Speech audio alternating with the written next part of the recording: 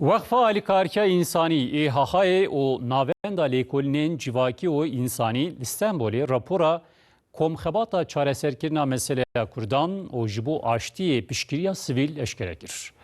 Damadekirina raporê da ji her partî rêxistin saziyên civakî yên sivîl û rûspiyan fikr hatin stendin.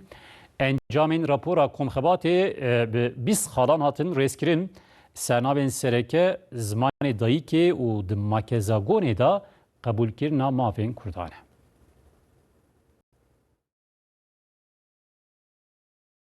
Encamên rapora komxebata çareserkirina meseleya Kurdan û ji bo aştiyê piştgiriya sivîl hat eşkere kirin. Medyadaki arkadaşlar hazırsanız.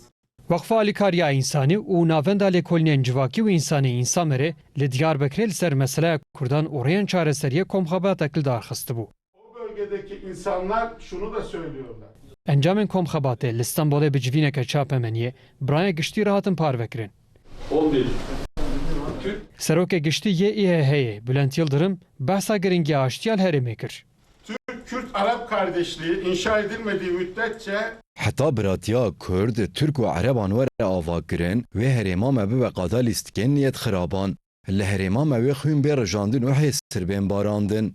Îro me fersendeke dîrokî bi dest xistiye. Tiştên ku beriya niha qewimî nebidin aliyekî divê em vê fersendê ji destê xwe nerevînin. Damadekirina raporê de ji her îdeolojî û partiyên nêzî 105 nûner tevlî komxebatê bûn. Di komxebatê de sernavên weke pirsgirêka Kurdan û hêviyên çareseriyê, çareseriya meseleya Kurdan û piştgiriya civakê cî girt. bir anlayışın güçlü olması gerekiyor.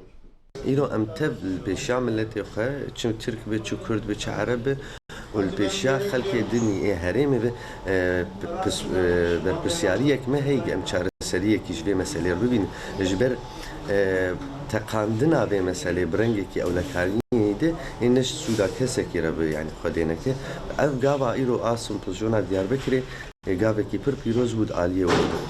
Encamên raporê bi 20 xalan hatin rêzkirin. Maddeyeke sereke zimanê dayîkê û dibin makezagonê de qebûlkirina wê ye. Herkes bu zon insan, kişiliğe insan ya, kimlik insan ya. Aynen bunun kimlik yani kimlik eğer devlet zon kurdun, kimlik kurdun, biz sınaslayış yok güvence becise en sorun büyük olur. Çözülmüş ben. Gerem zaman dayıkı haberdin, bağıyının, himbin. مکتب مدا ماموسته مرا اوا زبانی دایکا ما هیمکن یعنی جوان کرد بانها yani خواستنا یک زمان دایکا خویه. Yıldırım diyar kir ku ger li herêmê aştiyeke mayînde pêk neyê ve gefên mezintir derkevin.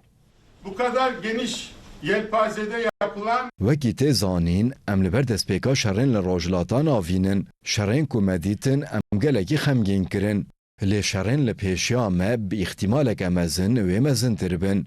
Ji ber vê hewcedariya me bi Tirkiyeke mezin heye. Hewcedariya Tirkiyeya mezin heye. Ji ber vê divê gefên li sînorên me bên rakirin. Bi rapora komxebatê hewl evekul û rojhilata navîn bi siyaseta navxweyî û aştiyeke mayînde bê avakirin û dwarê aborî û siyasî û civakî